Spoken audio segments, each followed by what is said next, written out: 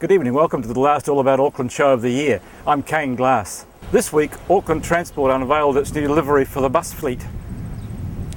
Over time, all buses will be branded with the AT Metro brand, irrespective of the operator, and the route type will be part of that branding.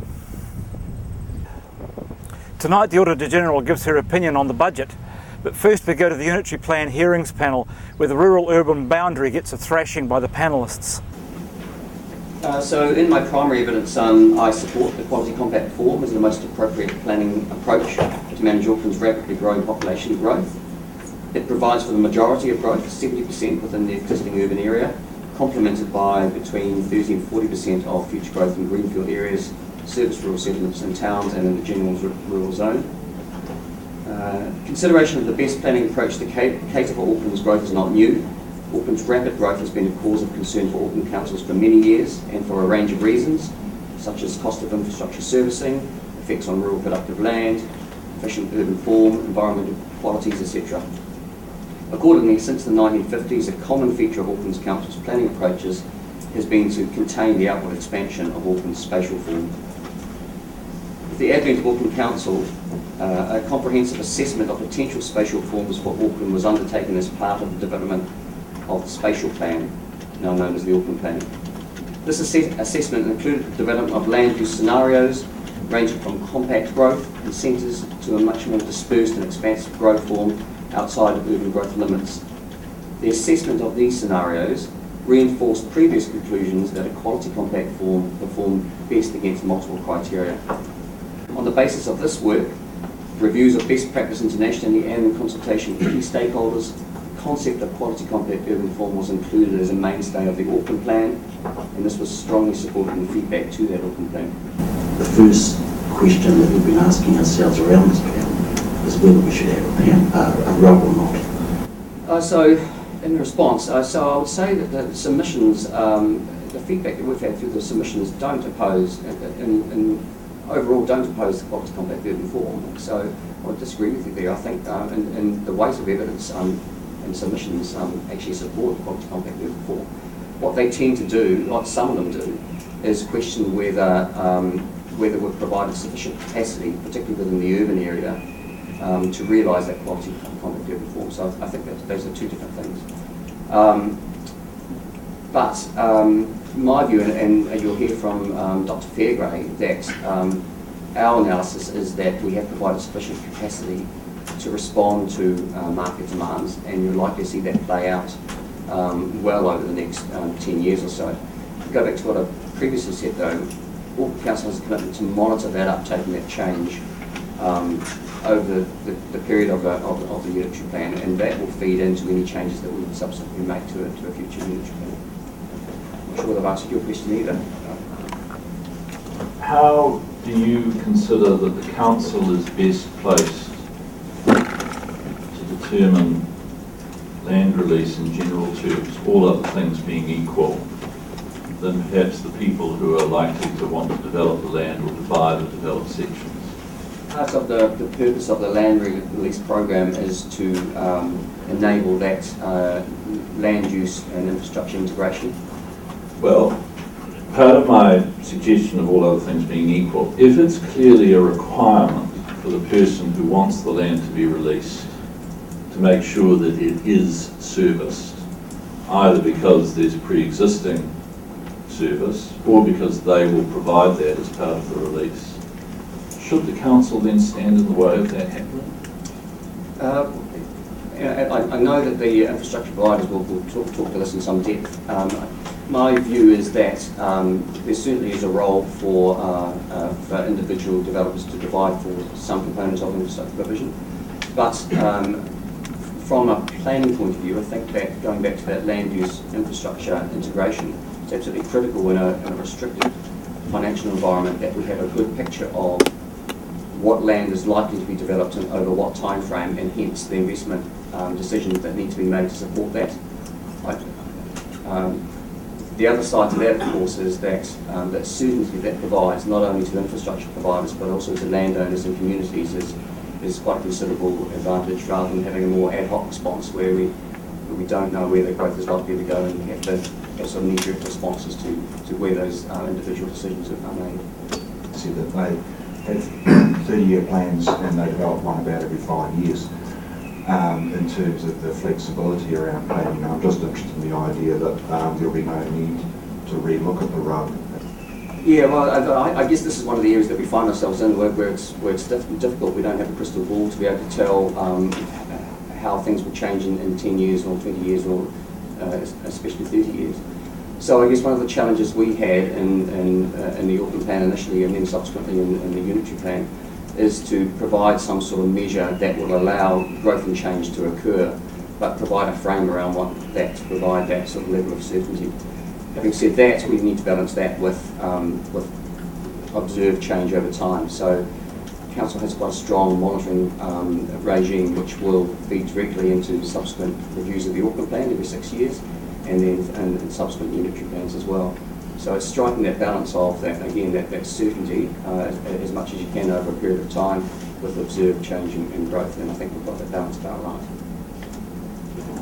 So one of the key advantages of the RUB compared with where we got to towards the end of prior to amalgamation was that we've built in quite a considerable amount of capacity. I think we identified almost 11,000 hectares of greenfield land within that RUB. So that's a considerable amount of capacity over, say, a 10-year lifetime of a unitary plan. A process that is driven with certain triggers looks to me to be likely to be too slow and too late. And I'm wondering what the intention is to ensure that risk is covered off. Yes, I take the point, but of course, if you went the other way and had a much more sort of laissez-faire approach and allowed development to occur, you'd face similar problems. You still have to provide the infrastructure to support that growth. So I don't necessarily see this approach as being a hurdle. I see it as, in a lot of ways, as actually enabling that growth and ensuring that that growth happens in a timely way, supported by the infrastructure that's required. So I guess from my point of view, I don't see it as a hurdle at all, and certainly as a commitment from Auckland Council to advance that work rapidly and to advance planning and release of that land in an appropriate time. Also, I'd explore the relationship between land release and development of a compact urban form. Do you see any relationship between the two? Between land release and compact urban form? Yes. I do, and in my primary evidence, I support a quality compact form, and the expression of that is up to 70% growth within the current urban area and up to 40%, 30 to 40% in the greenfield area. That to me is a quality compact form. It's something that's been endorsed by the Auckland community in the Auckland plan and now through the unitary plan.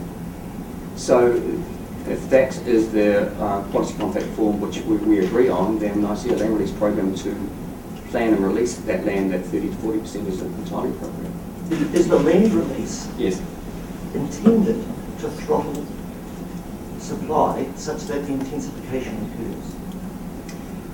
No, that's not the intention. I think there is a link, and I think that the trigger will, there'll be a trigger which along the lines of that recognises how much growth is happening within the urban area, but the intention is not to stymie growth in the periphery to ensure you get intensification. That is not the intention of the land release program. In fact, the land release program is supposed to complement growth within the existing urban area to enable a different type of supply to meet a different type of market.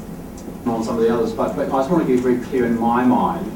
You see that the compact urban form and the 70-40 split is critical, crucial. I just want to understand the mechanism to ensure that will occur. And I just perhaps it's like we've got the capacity for growth study. There's some contention about theoretical and actual capacity. The issue about what might get developed in greenfield. What is the mechanism to ensure that the compact form develops in that 70-40 way that you've set out? I have to say that unitary plan is an enabling document. It's not something that you can force things to happen, and I think that's one of the positions we find ourselves in. So I think there's a range of mechanisms within there which enable that growth to happen along the 70-40 ratio. So I think the policies and objectives in 2.1 and 2.3 provide that frame for that to occur, and at that high level, at the RPS level, and then mechanisms such as the RUB and the future urban zone, those kind of provisions are all mechanisms that drive us towards that outcome. But ultimately, it comes down to the lower tier provisions in the unitary plan, the residential zones and the zone components that are the most on-the-ground provisions that will enable that to occur. So just put a practical spin on it, and for you, it's an SHA, Wesley College land, which if it wasn't an SHA, and that had come into the council now as a private plan change, it's greenfields, it's not connected to anything very much. Will it get past these objectives and policies? So I think, just also going back stage, so the land release program will work with what is the type of urban form that we'd like to see in that greenfield area. So using an example of a school, that land release program will identify where we think there's some key infrastructure such as schools to be provided. And then that paints that high level picture of the key outcomes that you want to see within the greenfield areas.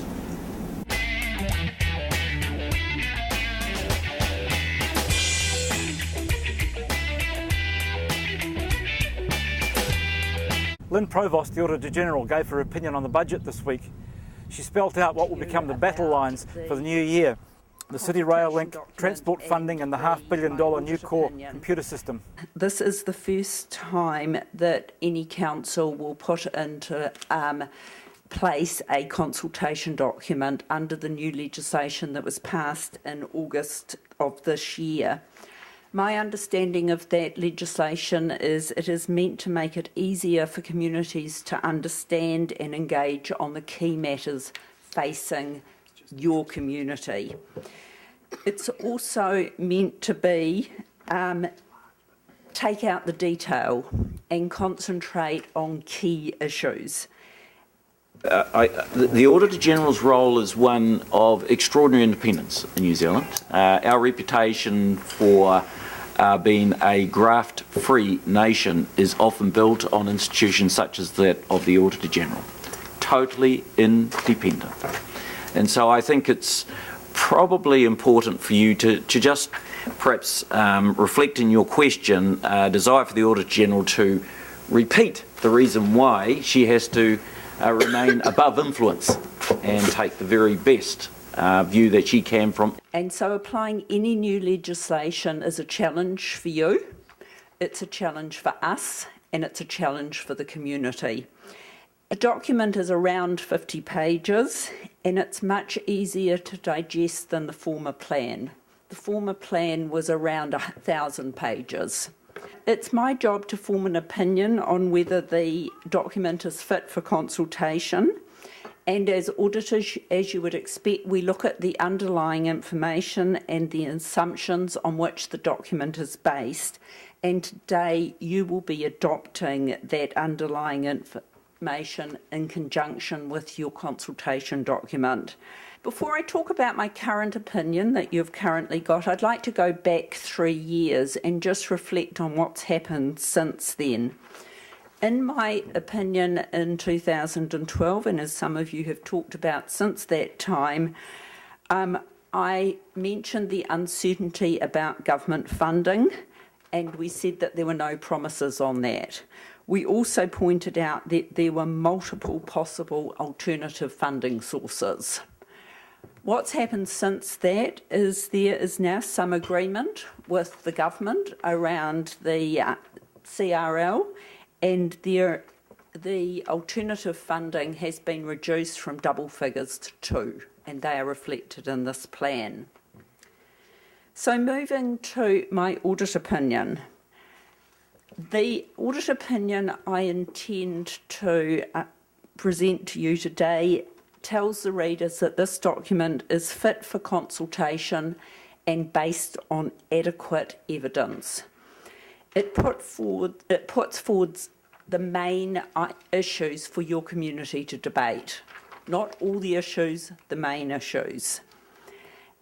I'd like to also just point out that this is the beginning of a process, not the end. And it now gives the public an opportunity to have their input and their say into their own future. My opinion says that the consultation document provides an effective basis for public participation in the Council's decisions about the proposed content of the 2015 to 25 long-term plan. As a part of my opinion, I am emphasising Auckland Council's transport program. I'm using my audit opinion to draw attention to the transport program options in the document. This audit tool is used to highlight a matter for readers of the document. It does not mean anything is wrong. I consider it's important to emphasise transport because of its significance to the long-term future of Auckland.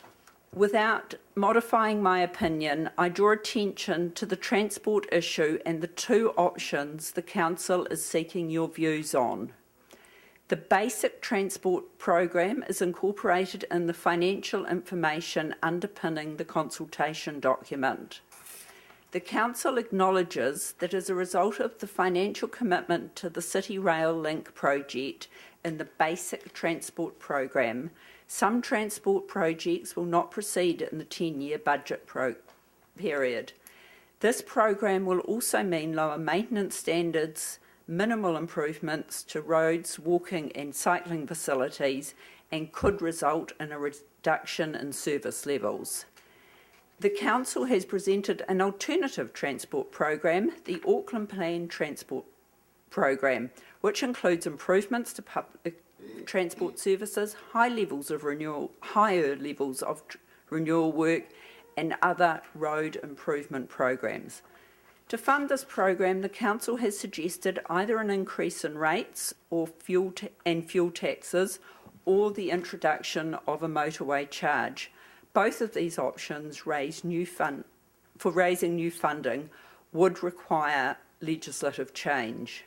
Furthermore, the Council notes that if it decides to proceed with the Auckland Plan Transport Program rather than the Basic Transport Program, it may introduce a new targeted rate in 2015-16 to fund the program until new funding arrangements can be implemented. In terms of the assumptions that the government will fund land acquisitions 16, 17 and 18 retrospectively in this plan, when there's no agreement or business case, I'm just wondering how you came to the comfort that that was a reasonable assumption rather than a huge leap of faith? Yeah. What we look at when we look at assumptions is nobody can have certainty around assumptions because they are future based. So what we look is there an evidential base that we can point to? So there's some evidence of that supports that assumption, that it is also reasonable, given that evidence is the judgment we make, and that it has been adopted by the governing organisation. Now I'll start with the governing organisation because obviously it has been adopted at this stage by you. For example, there is in 2017 the business case. There is the tracking of the transport figures tracking towards achieving the targets that's been set out. The CPD employment is a challenge, but all of that is set out clearly in the document. Importantly in a document is that it sets out the implications and the requirements. It also sets out the documents, the financial difference between them, which is a timing difference in debt and revenue and a difference in interest costs. They are clearly set out in the document. And question though relates to your experience as Auditor General, and it relates to assumptions. I'd be interested in your observations from experience of other councils at the reliance around developer contributions and these assumptions that we have around growth and that growth will continue, because as we know, has been prone to going through cycles, and there are cycles of high growth, and then we have other, there's peaks and troughs. So what have you learned in the years that you've had in this position around reliance on developer contributions and making commitments going out into the future? In terms of assumptions, you are the first LTP consultation document we've done. So in terms of going forward and what's happening in other councils, we're in a very, very early stage.